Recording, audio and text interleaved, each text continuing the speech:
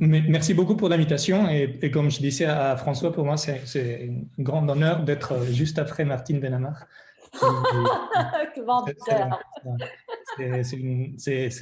Moi, quand je lis un de ces papiers et je comprends la première équation, je me sens intelligent pendant toute la semaine qui suit.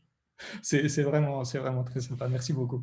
Donc, moi je suis de formation ingénieur, mais j'ai assez vite dérivé vers les neurosciences.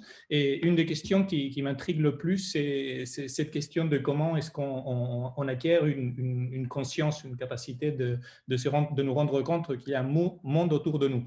Et c'est une question qui est très, très difficile, enfin, en neurosciences, mais en philosophie aussi. Mais si jamais il y a quelque chose qui est assez unique et dans l'étude du développement du cerveau, c'est que ce moment-là, il doit arriver quelque part ici. Donc, entre la formation du tube neural et le plissement cérébral chez un bébé qui vient de naître, il y a quelque chose qui s'est passé. Et donc, c'est très difficile de le conceptualiser, mais en regardant comment ça se met en place, peut-être qu'on pourrait avoir des idées sur ce qui arrive, quoi, qui rend possible une cognition. Et donc, le plissement, ça a des côtés, l'étude du plissement, ça a des côtés qui sont très techniques. Il a été mis en évidence des abnormalités du plissement dans plusieurs troubles du neurodéveloppement et des troubles psychiatriques. Mais la question qui m'intrigue le plus, c'est est-ce qu'il y a quelque chose que le plissement contribue au-delà d'être juste un biomarqueur?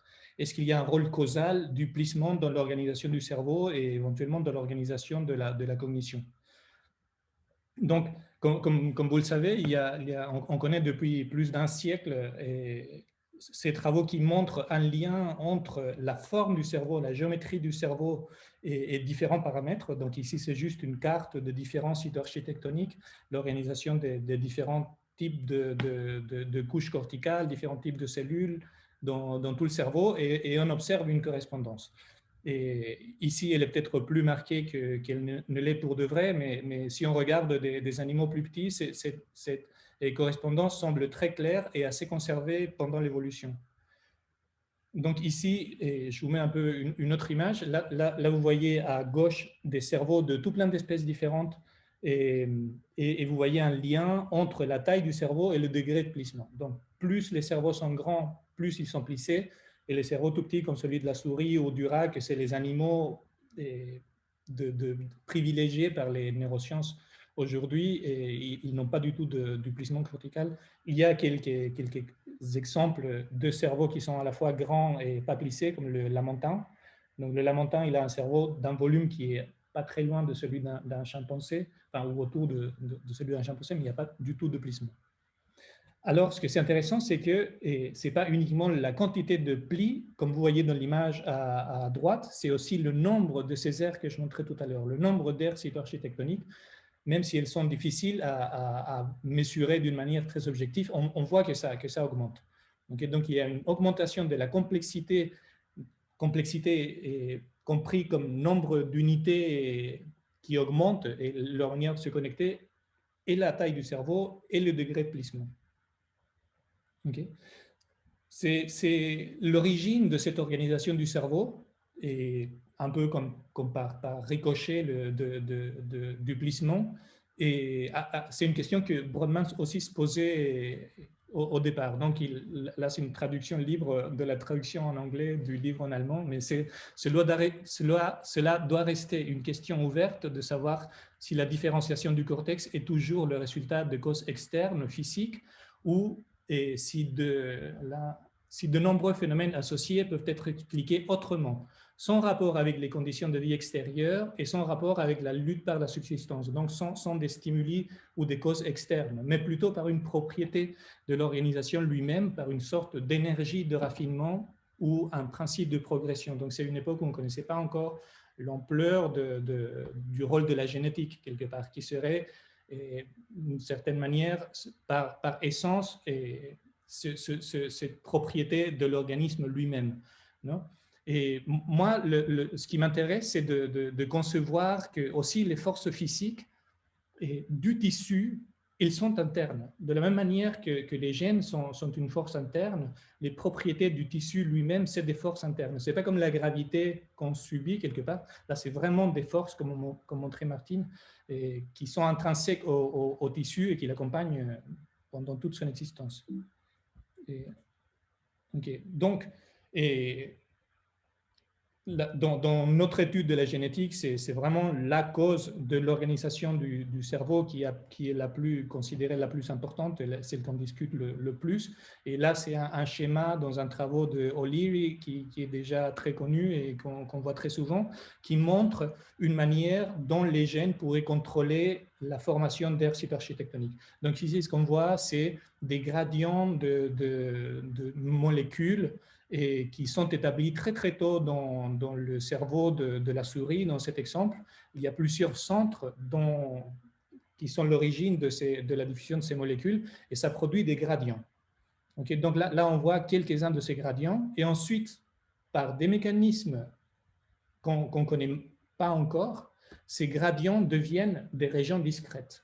Okay, donc, c'est comme ça qu'on soit aujourd'hui, ça c'est plus un modèle théorique que vraiment de bout à bout une explication expérimentale, mais c'est de cette manière dont on conçoit le lien entre la formation de gradients moléculaires et la formation d'aires cytoarchitectoniques, comme vous le voyez à droite. J'ai trouvé assez... Donc, après, ensuite, si on veut faire le lien entre ça et le plissement cortical, il n'y a qu'à prendre... Je ne sais pas si vous voyez ma souris. Oui, oui. Donc, il n'y a qu'à prendre ces régions qui ont été déterminées génétiquement grâce à ces mécanismes extrinsèques inconnus, les associer à des taux de croissance différents et on obtiendrait un plissement. Okay. Ça, c'est des images tirées d'un papier par Lisa Ronan. Et donc, elle discute un certain nombre d'hypothèses, et celle-ci, c'est l'hypothèse qu'elle propose, qui a été proposée un peu par plusieurs personnes, c'est l'hypothèse de l'expansion tangentielle différentielle. Donc, l'idée, c'est là, vous avez les régions déterminées comme on voyait tout à l'heure, possiblement, avec des taux de croissance différents qui font que certaines régions poussent plus, et comme si c'était un gâteau où on rajoute plus de la poudre de la levure, et ben ça grandit plus. Okay. Donc ici, c'est un autre mécanisme qui est très, très discuté et cité, c'est l'hypothèse proposée par Van Essen. L'idée, c'est que ce n'est pas nécessairement l'expansion tangentielle différentielle, mais un mécanisme génétique qui détermine quelque part que certaines régions vont être connectées entre elles. Ensuite, Van Essen suggère que ces axones, ils rétrécissent de manière active, et c'est ça qui crée le plissement. Donc, si vous voyez, ici, dans cette chaîne de raisonnement, il y a la génétique qui a un effet sur la régionalisation du cortex, qui a ensuite un effet sur le plissement cortical. Et donc, le plissement cortical serait juste quelque part le reflet ou une espèce de miroir, tout au plus, des phénomènes qui ont eu lieu avant. C'est, d'une manière conceptuelle, ce qu'on connaît comme le modèle du drapeau français. L'idée, c'est qu'il y a un gradient et il y a des seuils. Et de cette manière, on peut déterminer par des jeux de seuils et de gradients et la formation de trois différents régions. C'est un modèle qui est très connu et qui a plusieurs difficultés théoriques qui sont aussi bien connues dans la théorie de l'embryologie. Donc, quelque part, j'étais content d'avoir trouvé ce petit paragraphe parce que c'est un peu l'époque où toutes ces idées de gradient et de seuil étaient très importantes. C'est dans Merleau-Ponty, dans L'œil et l'esprit, il dit « Notre embryologie, notre biologie sont à présent toutes pleines de gradients, dont on ne voit pas au juste comment ils se distinguent de ce que les classiques appelaient ordre ou totalité. Mais la question n'est pas posée, elle ne doit pas l'être. Le gradient est un filet qu'on jette à la mer sans savoir ce qu'il ramènera. » Donc, c'était vraiment une manière très facile d'expliquer un peu tout et n'importe quoi. Il suffit de mettre, si c'est une surface, il suffit de mettre deux gradients. Donc, chaque région peut avoir deux coordonnées différentes. Et ensuite, on n'a qu'à inventer des seuils et on peut créer vraiment tout ce qu'on veut. On peut dessiner la Gioconde, si on veut, sur le cortex du cerveau. Il n'y a pas vraiment de limite. Donc, ça rappelle quelque part à ces angéliques et comment on appelait ça, c'était dans la cosmologie très ancienne, il y avait l'idée que le chemin, le parcours des planètes était déterminé et par des anges qui le guidaient. Donc, il lisait peut-être les ordres venus du Créateur et il disait, bon, là, il faut que je fasse un truc un peu elliptique. Et du coup, il bougeait les planètes en se guidant par le livre pour que ça suive. Donc, c'est très prescriptif, quoi. Donc, c'est écrit soit dans le livre du Créateur, soit dans le génome, qu'est-ce qu'il faut faire comme mouvement. Et ensuite, il y a des anges qui le font. Comme vous voyez, ce n'est pas la théorie que j'apprécie le plus. Donc, et je pense qu'il y a vraiment intérêt à considérer de plus proche les phénomènes, enfin, ou la famille de phénomènes qu'on appelle de la morphogénèse mécanique. Donc, je vais vous donner juste quelques exemples. Ça, et si vous avez la chance d'avoir des fenêtres et il fait très froid et c'est un peu humide, c'est des fleurs de glace qui se forment dans les fenêtres. Vous voyez, ça a vraiment l'air d'être comme des petites plantes. Et en fait, c'est juste des formes qui apparaissent de la croissance des cristaux. On sait aussi que les flocons de neige, regardez de près, ils ressemblent à ça. Donc, ils ont des symétries qui sont très complexes et avec une grande régularité quelque part. Et pourtant, là, il n'y a pas de génome du tout. Donc, c'est pour vous dire que dans la nature et dans la physique, il n'y a pas vraiment de biologie ou de génome pour créer des formes très complexes. Et ce n'est pas parce qu'un tissu est biologique qu'il n'est pas soumis à ces mêmes règles-là. Donc, il y a tout un tas de formes qui peuvent apparaître, de formes assez complexes, assez riches et qui semblent parfois très, très naturelles, enfin, qui sont très naturelles, mais qui semblent biologiques même, et qui n'ont besoin que de la physique. Donc, il n'y a pas besoin d'une origine avant, il n'y a pas besoin d'une carte pour dire là il y a un pli, là il n'y a pas un pli, ça apparaît comme Martine l'a expliqué. Donc ça, c'est les formes qui nous intéressent, et tout particulièrement, c'est la forme du cerveau. Donc, dans quelle mesure ces formes-là, elles résultent des processus de morphogénèse mécanique, donc, et dans quelle mesure elles résultent aussi des processus d'adaptation. Okay. Donc, ça, c'est un peu des images, des expériences que Martine citait tout à l'heure. C'est les travaux de Areski Daoud, je pense que c'est, et Benoît Roman, et non, je me trompe. Martine va me corriger tout à l'heure, mais je pense qu'ils les connaissent, moi. Simplement, je ne sais pas si je peux parler. Oui. C'est les travaux de Julien Dervaux. C'était la thèse de Julien Dervaux, que peut-être tu connais aussi. Oui. Donc, oui. Et donc, c'est un gel qu'on fait pousser sur un autre gel. Il y a des différences de raideur et bien sûr une différence de croissance. Il y a cette croissance contrariée dont parlait Martine. Et donc, on pourrait imaginer que le premier gel, il pousse sans faire de pli. Ça voudrait dire que le gel en bas, il doit s'élargir d'une manière qui est juste pas possible, quoi. À un moment, pour arriver à rendre compatible la croissance du gel en superficie qui est en train de pousser et le gel qui est en bas, et faire des plis, c'est plus économique. Donc, en moyenne, quelque part, le gel en haut, il est aussi grand qu'il le voulait et le gel en bas, il reste aussi petit qu'il le voulait aussi. Donc, c'est des processus qui sont connus depuis très longtemps, c'est le flambage, et qui ont été aussi associés à des processus biologiques depuis très très longtemps. Ici, c'est le travail de Wilhelm His, 1894, vous voyez. Donc lui, il est très connu parce que c'est l'inventeur du microtome. Donc lui, il avait inventé cette manière de couper des embryons et ensuite de les réassembler, faire des super modèles en 3 dimensions. Mais un projet qu'il avait qui est un peu moins connu, c'est de la mécanique développementale, et il voulait développer une sorte de paradigme qui permettait de passer des différents stades embryonnaires de l'un vers l'autre avec des modèles mécaniques de ce type-là. Donc ici, il crée une sorte de similitude entre la formation des somites dans un embryon à 30 jours de gestation et le type de pli qui est vraiment du flambage pareil, et qu'on pourrait observer dans une pièce de cuir qui est clouée à une pièce de bois avec une coupe convexe comme ça. Et voilà, donc pour comprendre ça, le paradigme pour étudier ces phénomènes associés à la croissance, c'est la théorie de l'élasticité de la croissance. Donc, c'est ce que Martine a expliqué. Je vous fais une synthèse qui est très, très rapide. Et ça peut aider à mieux comprendre l'essence de la théorie, qui est d'essayer de dissocier dans les déformations des tissus mous, ce qui est de l'ordre du changement de forme, comme vous voyez dans l'exemple à gauche. Donc là, c'est le même volume, c'est juste la forme qui est différente, ou de changement de taille. Et alors qu'on en considère l'énergie élastique, ces deux types de déformations ont des poids qui sont très, très différents par rapport aux différents matériaux. Donc, dans des différents matériaux, l'énergie élastique sera différemment affectée par les changements de forme, et ici pondérés par mu, et les changements de taille, considéré comme K, donc c'est grosso modo la somme, et ce qui détermine si quelque chose c'est élastique ou rigide, si c'est par exemple un gaz ou si c'est un liquide, ce sera le rapport entre mu et K.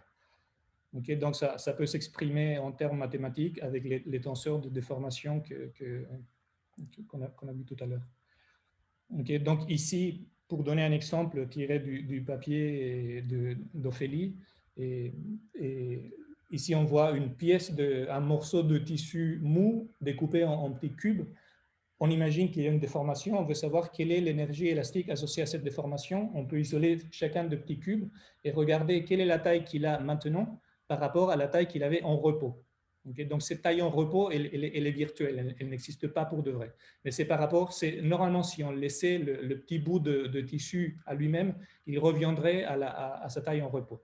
Donc, ensuite, vous voyez, il y en a qui sont rétrécis, d'autres qui sont élargis, et on peut représenter ça avec une petite matrice qui est ce tenseur de déformation. Ensuite, pour concevoir la croissance, c'est assez intéressant. C'est un travail très important de Rodriguez et collaborateurs dans les années 90. Et donc, de quelle manière on modélise la croissance. Et on imagine qu'on a ici un petit bout de tissu. Vous voyez là, dans la grille, le wireframe, c'est sa taille en repos. Et ce qu'on fait, c'est on fait grandir sa taille en repos.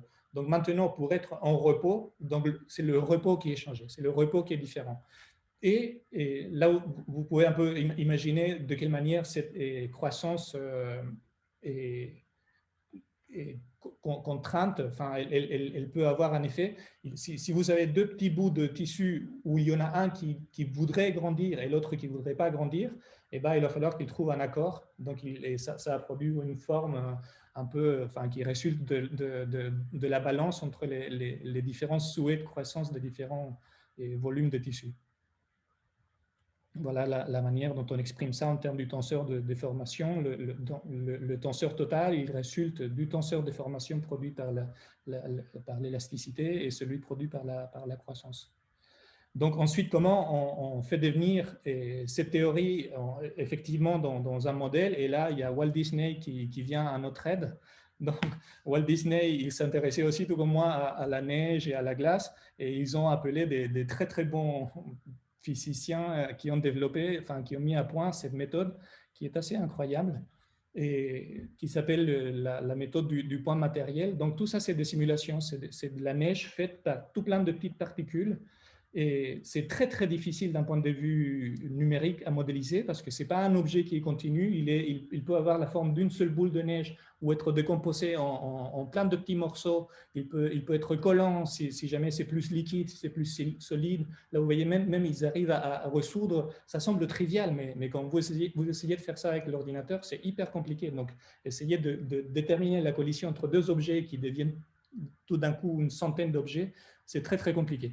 Alors, grâce à Walt Disney, ces méthodes ont été très développées. C'est ce qu'on utilise. Donc, ici, je vous montre un peu, enfin, très sommairement comment ça marche.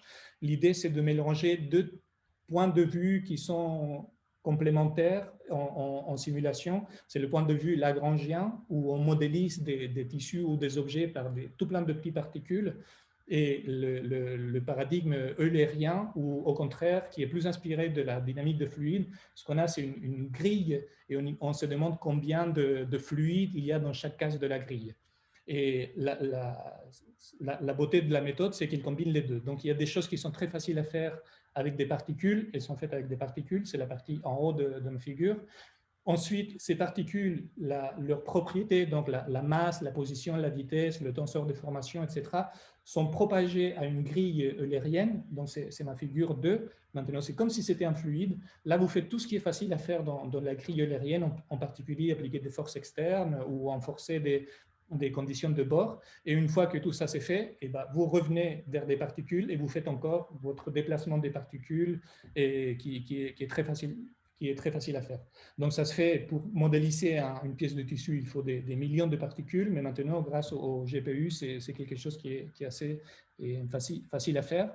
Et si je vous montre un exemple de modèle de croissance corticale, donc c'est un cortex qui grandit avec une croissance qui est complètement homogène, qui est tenu par un substrat qui est purement élastique et qui ne grandit pas. On a essayé de garder un taux de raideur qui est similaire à celui qui est dans les papiers. Donc, à la naissance, enfin, ou tôt pendant le développement, il semblerait que le cortex est 4 fois plus rigide que la substance blanche, mais ça s'estompe. Donc, là, ça devient plus proche de 1 et par la suite. Donc, vous voyez l'apparition de plis qui ressemblent énormément aux plis qu'on a l'habitude de voir dans des cerveaux. Après, ce que c'est intéressant, et juste une figure, c'est ici, vous voyez à droite le modèle à la fin et à gauche le modèle au départ. Ils sont pas à la vraie échelle. Et ce que j'ai mis dans la carte en couleur, en vert et jaune, c'est l'expansion de chaque petit élément de l'espace. Donc, autour de chaque particule, il y a une petite ellipsoïde qui montre combien et dans quelle direction l'espace autour de la particule a poussé.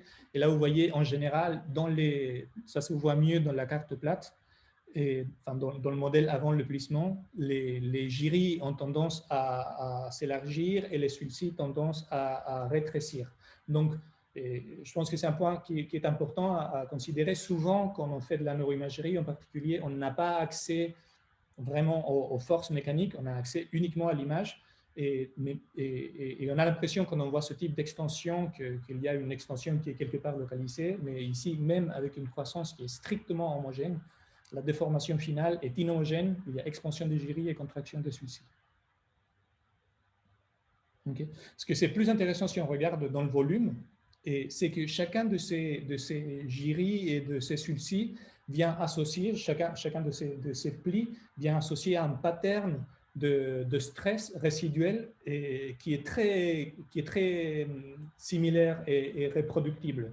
Donc, en général, on observe que à l'intérieur d'un gyrus, il y a une extension perpendiculaire à la surface et une contraction au fond des sillons. Ce que vous voyez ici et là.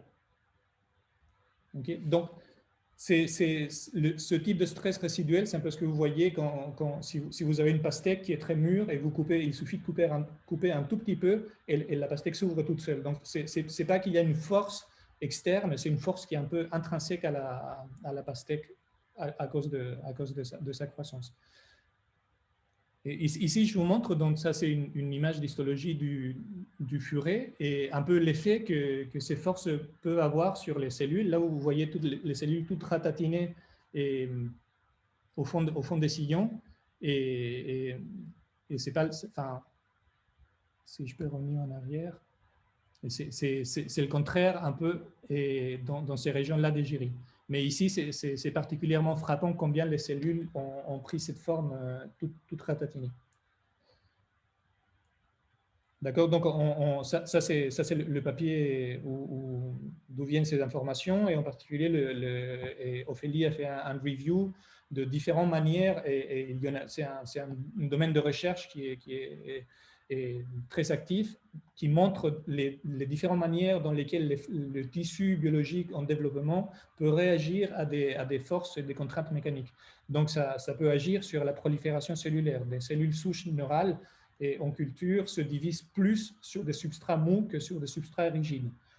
Et même le destin cellulaire, si on fait pousser des cellules souches sur des substrats qui, dans la raideur, ressemblent au cerveau, aux muscles ou aux os, et on obtient des cellules, les cellules dérivent dans des cellules qui ressemblent à des neurones, à des cellules musculaires ou à des ostéoblastes.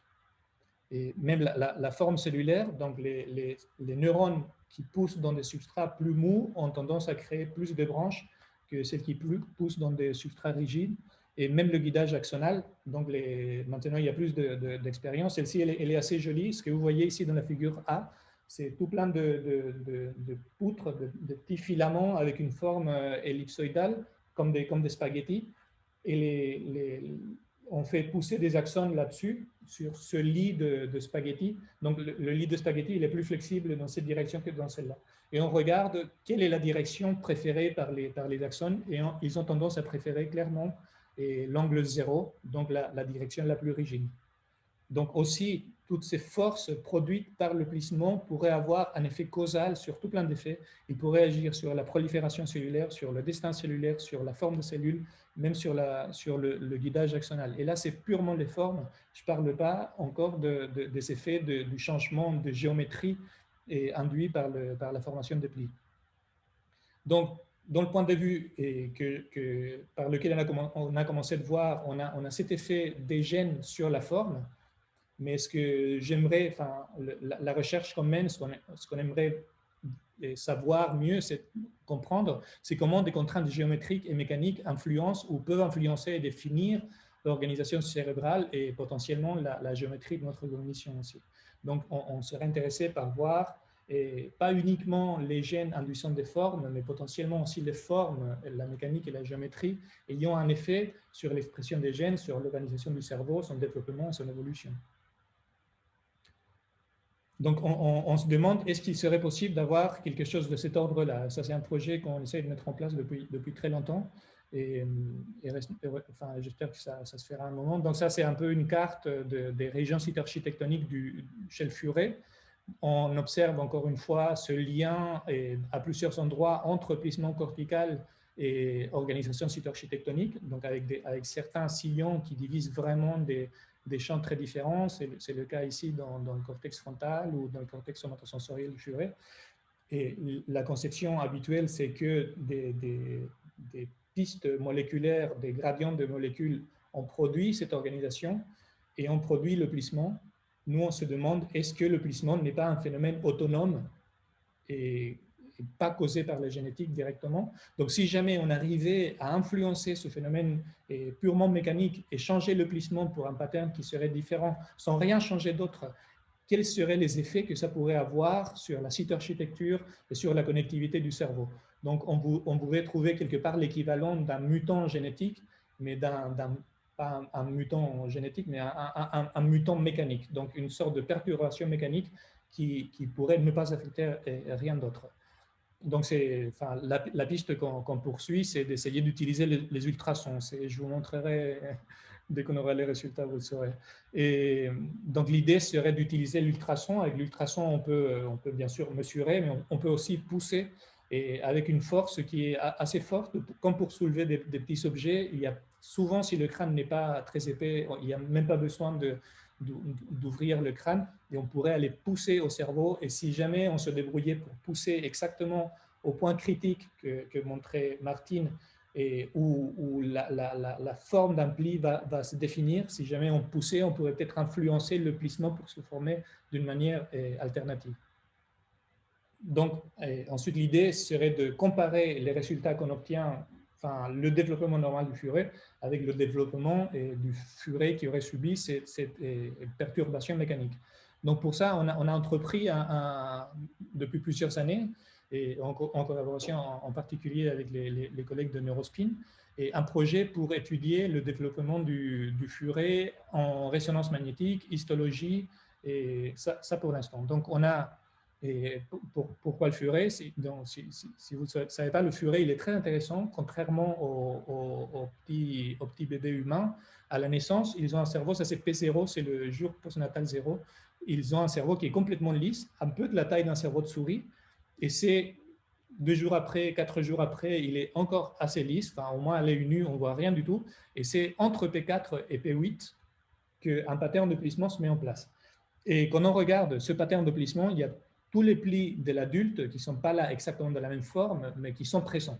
Donc, c'est un plissement soudain avec un pattern qui est assez régulier et établi d'une manière assez rapide. Ensuite, le cerveau, il grandit et c'est qu'au jour 32, enfin, ou un mois après la naissance, que les furets ouvrent les yeux pour la première fois. Et donc, c'est comme si tout le troisième trimestre de gestation chez l'humain était le premier mois après la naissance chez le furet. Donc ça, on a acquis des données d'IRM pour 44 furets et aussi des données d'histologie qu'on est en train d'analyser en ce moment. Mais ce que je vais vous montrer, c'est plutôt les analyses qui viennent des données d'IRM. Donc on a développé tout un tas de logiciels qui pourraient éventuellement être utiles aussi pour l'étude du développement du cerveau humain. On l'utilise d'ailleurs pour des humains et pour des furets. Donc, c'est un site web qui s'appelle Brainbox qui permet de segmenter manuellement et de manière collaborative. C'est comme un Google Doc, mais pour la segmentation des cerveaux. Donc, on a utilisé ça pour segmenter nos données qui sont d'ailleurs disponibles sur Brainbox. Et ensuite, on a créé des reconstructions de la superficie corticale utilisant tout ce qu'on a pu trouver à côté. On n'a pas vraiment de pipeline précise. Ensuite, on a labellisé les sillons et on a essayé de créer, à partir de nos cerveaux de furet, que c'est cross-sectional, donc c'est le même furet c'est un furet qui est sacrifié à différents moments. C'est pas le même furet qui est scanné plusieurs fois, c'est différents furets. Donc, on doit créer une sorte de homologie entre différents furets. Pour cela, on a essayé tout plein de méthodes. Et les méthodes traditionnelles sont basées, donc chez l'humain, ce qu'on fait, c'est on déforme le cerveau en sphère, on crée un pattern du plissement qu'on colle sur la sphère, et ensuite ce qu'on fait, c'est on prend deux sphères différentes, par exemple une personne et une autre, et on essaye de mettre en correspondance les patterns de plissement, et c'est ça qui guide l'alignement d'un cerveau avec l'autre. Dans nos furets, en particulier à P0, il n'y a pas de pli pour guider l'alignement. Du coup, on a dû utiliser une méthode qui prend la forme globale du cerveau. On utilise néanmoins la sphère, comme je montre ici, mais c'est uniquement pour arriver à déterminer quel point PI et PJ sur le maillage 1 correspondent dans le maillage 2. Donc, la méthode qu'on a mise en place, elle prend tous les côtés des triangles du maillage et les projette sur la sphère. Ensuite, il y a un champ de déformation qui est très lisse et qu'on est celui qu'on essaye d'optimiser pour faire en sorte que la taille et la distorsion de taille dans le maillage 1 par rapport au maillage 2 soit minimisée. Donc, c'est ce que je montre ici, énergie de déformation. Donc, ça, c'est l'énergie de déformation, c'est la longueur de chaque paire de nœuds dans le maillage de 1 par rapport au maillage 2. Et donc, ce qu'on fait, c'est on essaie d'ajuster ce champ de formation pour minimiser cette énergie, ce qui donne des résultats de ce type-là. Donc là, c'est une reconstruction du plissement cortical chez le furet entre P0 et l'adulte. Donc là, il y a 7 furets différents. On est assez content, ça donne des résultats qui sont très jolis et on arrive même à conserver les bulbes olfactifs qui sont très difficiles. Et ça marche en particulier à ces moments entre P0 et P4 où il n'y a pas vraiment de pli. Alors, on est en train d'essayer de mieux comprendre la croissance. Donc, il y a bien sûr une croissance de à peu près entre 8 et 10 fois du volume entre la naissance et l'âge adulte, mais c'est une croissance qui n'est pas homogène. Donc, on fait aussi les modèles que je vous montrais tout à l'heure. Donc, là, c'est une simulation qui prend comme point de départ la forme d'un cerveau à la naissance et on fait grandir le cortex d'une quantité qui est similaire à celle du vrai furet.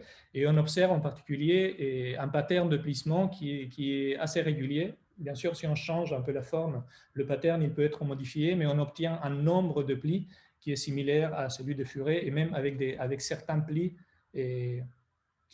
qu'on retrouve aussi chez le furet. Donc, par exemple, ce pli-là, on peut mettre en correspondance tous les plis dans la simulation avec les vrais plis du furet. Pourtant, le point de départ, il est complètement lisse. Okay. Donc, et ensuite, comment on peut approximer plus, comment on peut expliquer plus le pattern de plissement dans le modèle n'est pas comme le pattern de plissement du furet, et comment on pourrait s'approximer plus. Et ici, c'est juste les différences de croissance de P4 à P8, de P8 à P16, P16 à P32, On a l'impression qu'il y a des choses qui se passent dans les plis, donc comme s'il y avait une croissance plus dans les gyrés et pas dans les sillons. Mais maintenant qu'on connaît les résultats de la simulation, on sait que ça peut être juste l'effet de la croissance, quoi. Il ne faut pas une croissance inhomogène pour produire cette expansion de gyrés. C'est en fait ce qui est attendu d'après les modèles théoriques. Donc, par contre, on aimerait bien savoir s'il y a des gradients dans les taux de croissance qui pourraient déterminer que des plis commencent à se former plus dans une certaine région ou qui vont plus prendre une certaine forme ou avoir une certaine orientation qu'une autre. Donc pour cela, on essaye de capturer ces gradients de croissance et on utilise des modèles de croissance de Gompertz, mais qui sont définis sur la surface. Donc on fit un seul grand modèle de croissance sur toute la surface.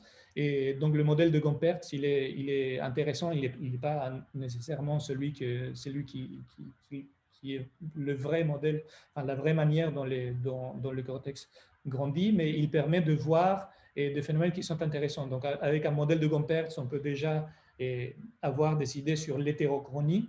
Donc, s'il y a des régions qui vont grandir plus tôt ou plus tard, ça c'est capturé un peu par ce paramètre B dans l'équation de Gompertz qui détermine la position de la courbe. Et on peut capturer des différences en surface, donc des gradients de différence dans le taux de croissance. Donc il y a la pente dans l'équation de Gompertz qui est contrôlée. Et donc ici, vous voyez les cartes de croissance. Et ce qui est assez intéressant, c'est que les régions qui grandissent le plus tard, c'est celles qui grandissent le plus aussi. C'est quelque chose qu'on retrouve, c'est assez connu. Donc ici, vous voyez les rouges, ça veut dire le numéro est le plus grand. Donc ici, le paramètre B, il est plus grand là dans les régions qui vont vers le vert et vers le rouge.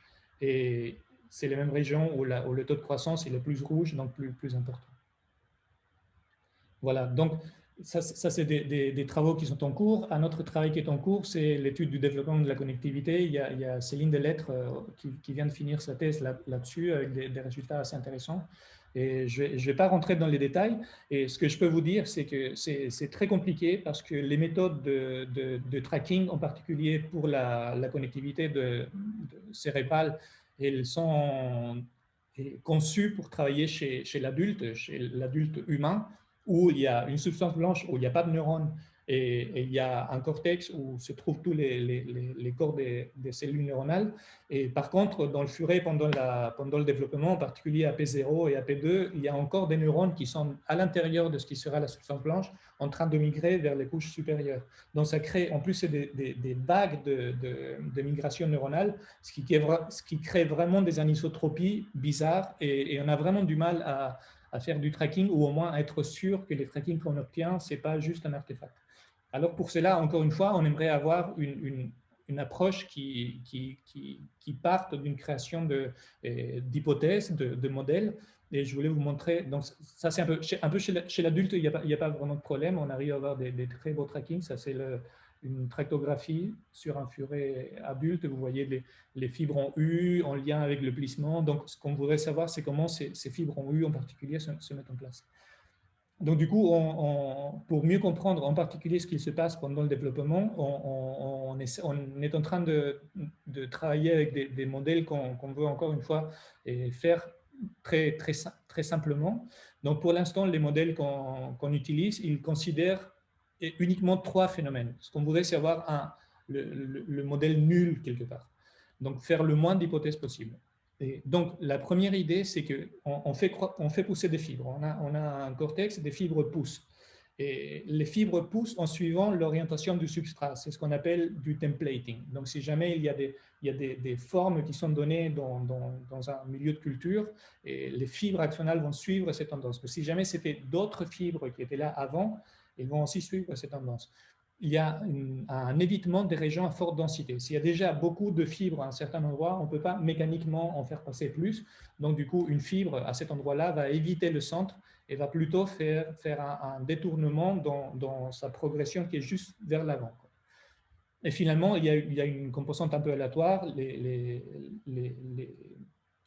comme de croissance, ils explorent un peu partout et parfois ça prend des décisions qui sont stochastiques. Donc, on essaye de créer des modèles de formation de la connectivité qui prennent en compte un cerveau qui est en train de se plisser et qui font pousser des fibres qui ne suivent que ces trois règles-là.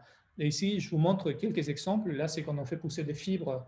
Ensuite, on reconstruit les fibres comme si c'était de la vraie tractographie. Là, c'est ce qu'on obtient si on fait pousser des fibres dans une sphère, mais ce n'est pas le plus intéressant. Le plus intéressant, c'est ce modèle-là où il y aurait l'équivalent d'un pli quelque part. Donc, c'est comme un ellipsoïde avec un pli au milieu.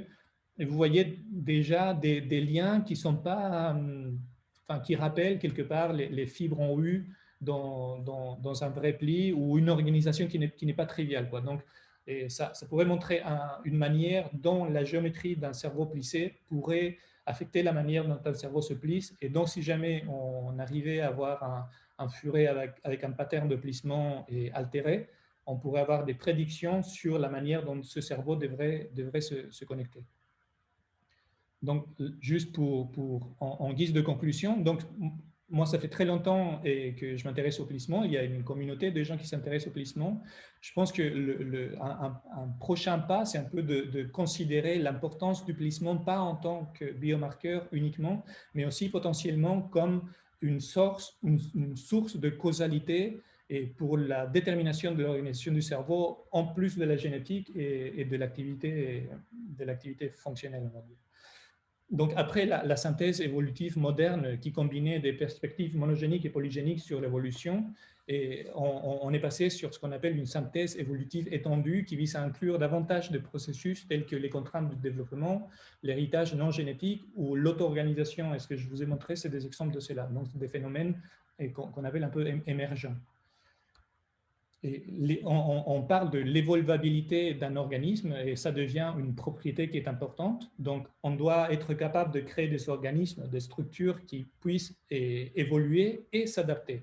Donc, aussi être suffisamment stable pour conserver leurs valeurs adaptatives, ce qu'on appelle la fitness en anglais, c'est-à-dire leur stabilité vis-à-vis des variations pathologiques. Donc, si par exemple le pattern de plissement était déterminé par quelques gènes et on avait une mutation d'un de ces gènes, ça pourrait être catastrophique. Donc, on a besoin d'un système qui soit suffisamment polygénique en particulier ou suffisamment canalisé pour être résistant à ce type de perturbations monogéniques. En particulier, on considère que la compartimentalisation est importante. Donc, la création de modules relativement indépendants avec des composantes redondantes et ensuite la production de modules répétés avec des caractéristiques similaires. D'accord ? Vous voyez un peu où je veux venir. Les structures produites par la morphogénèse mécanique, en particulier ces plis, répondent à ces exigences. Elles produisent des modules robustes dont la disposition à grande échelle peut être régulée par les facteurs fortement polygéniques qui sous-tendent la croissance cérébrale. Il suffit juste de faire grandir plus ou moins, et ça c'est bien connu que c'est très fortement polygénique, et ça permet de produire une organisation modulaire de large échelle qui est à la fois robuste, parce qu'on peut avoir soit un pli, soit deux plis, mais pas un pli et demi. C'est mécaniquement canalisé, et donc c'est robuste à des perturbations, mais néanmoins flexible. Donc si jamais on arrive à augmenter la superficie du cortex, on peut avoir des plis qui apparaissent et qui sont fortement régulés. Donc, le contexte un peu de ce point de vue, c'est les idées de Stephen Jay Gould, et sur ce qu'ils appelaient les spandrels. Donc ici, on voit une image que lui citait dans son papier très, très connu sur les spandrels de San Marco. Et donc l'idée, c'est, si vous regardez ici le dôme, il y a des images qui représentent des étapes très importantes de la christianité. Et au point qu'on pourrait se demander si les architectes n'ont pas prévu ces triangles-là quand ils ont créé leur image pour la cathédrale. En fait, ces triangles-là, ils sont une contrainte architecturale qui est nécessaire. Si vous voulez mettre un dôme sur des arcs, il faut que ces triangles-là vont apparaître. Donc, par des contraintes architectoniques, ces triangles apparaissent et c'est ensuite les artistes qui apprennent à s'en servir et qui trouvent une fonction qui peut devenir même tellement importante qu'on a l'impression que c'était conçu a priori. Voilà. Donc, peut-être que ces contraintes produites pour la morphogénèse par la morphogénèse mécanique, avec ce qu'elles apportent de unique, cette sorte de robustesse, de reproductibilité, modularité, elles peuvent être ensuite réutilisées par l'évolution et le développement pour créer une cognition qui soit viable et adaptive. Voilà, donc je n'ai pas nommé tout le monde, mais c'est bien sûr le travail de beaucoup de gens et à beaucoup d'endroits différents, en particulier Ophélie, Céline, Katia et à l'Institut Pasteur, mais aussi Victor Borel et son équipe à Alicante qui ont beaucoup aidé avec tous les travaux sur les travaux avec le furet, Benoît Lara, Sébastien Mériot, et bien sûr Jean-François a été très important là-dessus, Jean-François Mangin à Neurospin, et les collègues en Hollande, Myrsen et Menaille Montréal, le SPCI à Paris et à l'ENS, et grâce à Yves Benec. Donc, merci beaucoup. Super, merci beaucoup Roberto, c'était vraiment, vraiment super, super. J'espère que personne n'est mort parce qu'il est déjà 13 h, mais on a un petit peu de temps quand même pour prendre des questions. Juste peut-être rapidement, il y avait une question, j'essaie d'aller un peu plus vite, on va dire, sur la variabilité des sillons. Et Jean-François avait apporté une réponse en disant qu'elle était très faible. Est-ce que tu confirmes chez le furet? Ah, chez le furet, oui. Ouais. Oui, mais il y a quand même des régions où parfois on observe une branche et parfois non. Donc il y a comme une sorte de début de variabilité. Mais en général, les grands plis, ils sont tout le temps pareils. Après, il y a des petites variations, mais toutes petites et tout le temps au même endroit. En plus. Donc c'est une variabilité conservée. Ok. Oui. Après, on avait une question de Lucie. Lucie, tu es là? Lucie Hertzpanier. Oui, oui, je suis là, oui. Non, mais je m'interrogeais sur la possibilité avec les modèles que vous développez de questionner les asymétries droite-gauche hein, en rajoutant, j'imagine, des contraintes de type des gradients, des choses comme ça. Oui, absolument, absolument. Et c'est très intéressant. Donc, il y a des travaux que je ne vous ai pas montrés sur l'évolution des patterns de glissement chez les primates. C'est un travail que Katia en particulier a fait. Et donc, elle a fait des reconstructions de surface corticale de tout plein de primates, de tout petits primates, et les muridés, les muriens, et jusqu'aux humains. Et on voit quelque part l'histoire naturelle des asymétries. Donc, au départ, bon, il n'y a pas de pli, donc c'est symétrique, forcément. Mais ensuite, petit à petit, on voit donc des patterns d'abord qui sont assez symétriques apparaître, mais il semblerait avoir des paliers, donc des moments où chez certains primates, on peut ou ne pas observer un certain pli, mais ensuite, chez des primates qui sont légèrement plus grands, et ça devient symétrique parce que le pli qui était juste d'un côté, maintenant, il est aussi de l'autre. Et c'est très, très intéressant. En plus, les endroits où ces asymétries se forment semblent assez réguliers. C'est dès qu'on voit un gyrus qui commence à devenir trop grand dans une espèce, eh ben, c'est pas rare que dans l'espèce qui est un peu plus grande ait développé un pli à l'intérieur. Donc, je pense que c'est tout à fait intéressant et c'est possible de modéliser. Et voilà. Guillaume, tu avais quelques questions aussi pour Roberto? Oui. Alors, je fais juste peut-être la plus importante. Dans la slide où tu montres le modèle de développement des axones, Oui. tu as tes trois hypothèses ou tes trois phénomènes que tu modélises. Et moi, je trouve sur ta slide que justement, ça suggère que les deux premiers ne sont pas indépendants. Parce que si les axones ils poussent le long de directions, notamment ils suivent d'autres déjà existants, alors sur ta deuxième slide où il y a un point dense, en fait, ils devraient aller tous dans le point dense. Ils ne devraient pas l'éviter. Ils ne sont pas indépendants. D'accord. Ils ne sont pas indépendants, ils interagissent. Oui, donc ce n'est pas très différent. Moi, je regardais les équations de Navier-Stokes, où tu as des particules. Il y a une partie de l'équation qui parle de la pression. Donc, si tu as du fluide qui va à un certain endroit, il y a une sorte de répulsion par la pression. Donc, tout le fluide ne veut pas passer par le même endroit. Et c'est exactement pareil. Donc, peut-être la seule différence entre ce type de modèle-là et une équation de Navier-Stokes, c'est que les particules dans un fluide, elles n'ont pas d'axone. Ici, c'est comme des particules, mais qui ont une histoire derrière elles, quelque part. Mais l'idée que ça suit l'orientation dans le champ de vecteur du fluide et que ça évite les régions de forte pression, c'est comme dans le modèle. Voilà. En particulier, je pense que ça c'est très intéressant. Imagine que tu as un gyrus et on sait qu'à plusieurs endroits, il y a déjà des gyrus avant la formation des connexions cortico-corticales. Et quand tu fais un gyrus comme ça, si tu n'as que des axones qui poussent vers l'intérieur, bah, ta zone de forte pression, elle est à l'intérieur, au centre du gyrus. Ce qui fait que les fibres, elles vont avoir tendance à partir vers le côté. Donc, potentiellement, faire les tendances tangentielles au sillon dans le fond des sillons. Et donc, ça pourrait peut-être être un mécanisme ou une manière purement mécanique de créer des fibres en U. Donc, elles ont tendance à être répulsées par le centre du gyrus et renvoyées vers les côtés. Voilà.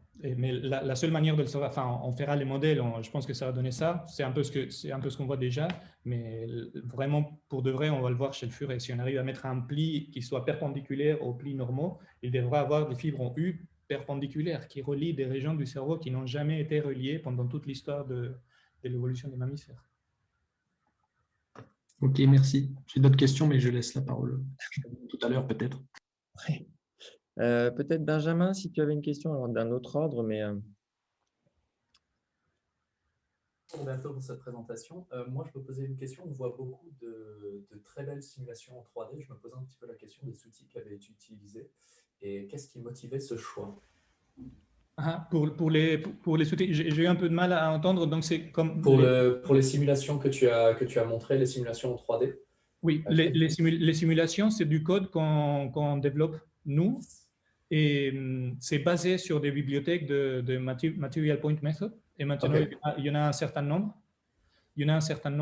Et par contre, c'est rare qu'ils considèrent la croissance. Du coup, rajouter les phénomènes de croissance, c'est très facile de trouver de la neige. Le Hello World du NPM, c'est la neige. Mais pas vraiment la croissance. Mais j'ai dans mon GitHub, il y a une petite version JavaScript qui marche pas mal déjà. Mais dans celle qu'on utilise, on a en plus trois compartiments différents. Donc, on a un cortex, une substance blanche et des structures corticales dont la forme vient des données d'histologie qu'on a prises chez le furet et dont les taux de croissance viennent aussi de ce qu'on a pu mesurer sur nos données. Pour la visualisation, c'est aussi, on développe beaucoup et c'est surtout des visualisations en JavaScript. On aime bien 3JS. Et ça c'est des geekery. On peut en parler, mais la plupart de nos outils sont dispo sur notre GitHub. Super, merci. bon, peut-être une petite dernière, Guillaume, alors, ça te fait plaisir. C'est gentil. Alors, oui, simplement la vidéo que tu montres du plissement, des données réelles, quand là, on la voit de profil, on voit bien qu'il y a le bulbe olfactif. En fait, il y a deux étapes assez distinctes dans le plissement. Tu as le plissement un peu postérieur, puis après, tu as le bulbe olfactif qui se développe. Oui. Donc, qu'est-ce que ça… Il y a un crâne aussi. Hein. Chez le vrai furet, il y a un crâne et le bulbe, il pousse, mais il est retenu par le museau. Dans le modèle, la simulation, elle flotte. Il n'y a pas de crâne, il n'y a pas de méninge, il n'y a pas de CSF. Ce que c'est joli avec cette méthode-là, et Material Point Method, c'est que c'est assez facile de simuler du liquide ou simuler un crâne, ou simuler… Donc, on pourrait le faire. Et déjà, même avec le bulbe olfactif, comme on le voit, donc juste un truc qui grandit légèrement, mais qui n'est pas retenu par quoi que ce soit, ça suffit, à mon avis, à induire les deux plis qui se forment dans le lobe frontal du furet. Si jamais il y avait un crâne, ce serait encore plus frappant, quoi. Mais là, tu supposes qu'il y a une contrainte du crâne, c'est pas sûr. Ça peut être aussi quelque chose de purement interne. Ça pourrait être interne. Oui, mais les bulbes olfactifs de la modélisation, ils vont vers le bas. Donc, quand le cerveau il grandit, et pas chez le furet, quoi. Chez le furet, quand on regarde l'IRM tout entier, il y a tout un plexus olfactif qui est très, très développé et très plissé, juste en avant des bulbes olfactifs. Et voilà, enfin, il existe. Encore poser une question avant qu'on aille manger? Oui. Roberto, je te souhaite sincèrement que tu arrives à induire un mutant mécanique dans tes furets, vu l'énergie que tu as mis à ça. Merci. Mais parfois, je suis intrigué par le fait que tu aies balayé l'idée d'aller regarder exactement la même chose chez l'homme, parce que chez l'homme, avec la variabilité naturelle, il y a des régions, par exemple, où on voit des sillons dans une direction parallèle et d'autres dans la direction méridienne, si j'ose dire. Et en allant chercher des mappings comme ceux de Glaser qui sont faits avec du fonctionnel, on doit pouvoir étudier des choses comme, qui sont un proxy de ce dont tu parles. Mais tu ne pourrais jamais savoir si c'était pas parce qu'il y avait un variant génétique. J'ai un petit Victor Borel qui me dit à côté. Ouais, je suis d'accord avec toi. C'est peut-être un variant génétique. Mais quand tu vas induire ta mutation mécanique sur le rongeur, tu vas jamais pouvoir balayer le fait que c'est ce que tu as utilisé comme méthode pour faire ta modification, ta perturbation qui va changer quelque chose. Tu Mais n'auras ensuite, pas du même ordre. si j'arrive à avoir des fibres en U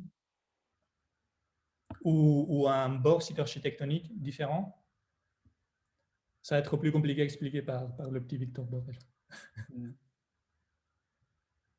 Voilà. Non, mais bien sûr, hein, on est très intéressé par les variants. Et je pense qu'avec les données de Katia en particulier, sur plusieurs primates, c'est très très riche parce que quand tu regardes, on utilise grosso modo les mêmes méthodes pour le développement et pour l'évolution du cerveau. Donc on a des cerveaux du furet qui commencent tout petits et qui grandissent, mais c'est tout le temps un génome de furet. Par contre, quand on a les cerveaux de primates, on a 34 primates qui vont du tout petit jusqu'au très grand, et à chaque fois, c'est un génome qui est différent. Et ça se retrouve dans des branches de l'arbre phylogénique qui sont très différentes. Donc, tu as des cerveaux qui sont d'une taille moyenne, qui peuvent être proches génétiquement, enfin phylogénétiquement, ou très éloignés. Donc, du coup, tu as une sorte de dissociation entre géométrie et génétique qui est très intéressante. Et voilà. Enfin, c'est ce qu'on essaye de faire en ce moment, quoi. On a en particulier des cerveaux phylogénétiquement très différents, avec un volume très similaire, avec un pattern de plissement qui est très similaire. C'est le poster qu'on a présenté au HPM. Une toute petite dernière alors, Oscar Camara. Tu es là? Ouais, j'aimerais savoir l'opinion de Roberto par rapport au rôle de la vasculature dans la formation des plis et s'il y a des contrôles mécaniques qui peuvent venir à partir. Il semblerait que c'est dans le sens opposé. Donc, c'est à l'endroit où il y a des plis que les vaisseaux poussent. Donc, l'orientation des vaisseaux est guidée par, enfin, des gros vaisseaux, hein, guidée par la formation des plis. Mais pas vraiment l'inverse. J'admets que je l'avais lu comme ça dans un review des années 90 de Wally Welcher, et comme ça m'avait convenu, je retiens cette explication, mais je n'ai pas vérifié moi-même. Mais je ne sais pas, les gens qui connaissent bien le développement de la vasculature, ils pourraient peut-être en dire plus. Mais en fait, il semble que c'est après. Les vaisseaux, ils sont là avant les plis. Ah oui? Ah ouais, ouais. Ils sont là avant les plis. Enfin, à mon avis, hein. Je suis comme toi, j'ai des doutes dans mes connaissances de ce point de vue-là, mais Oui. je t'enverrai des images tout à l'heure, tu verras. Oui, non, dans les images, on voit bien le cercle de Willis et tout ça. Ah, t'es muté. De ce que je comprends, c'est qu'il y a une espèce de grille vasculaire qui est sur la surface du cortex quand elle est encore lisse. Et puis quand le cortex commence à se plisser, il y a même des vaisseaux qui disparaissent, en fait, qui s'atrophient et qui créent une complexité de l'arbre et la variabilité qui va avec, qui doit être impactée par les sillons, parce qu'il y a une variabilité des sillons. Moi, je dirais que c'est dans le sens des sillons avant. Mais bon. Enfin, que des sillons qui impactent peut-être une espèce de pruning de la vasculature. Mais bon, je sais pas.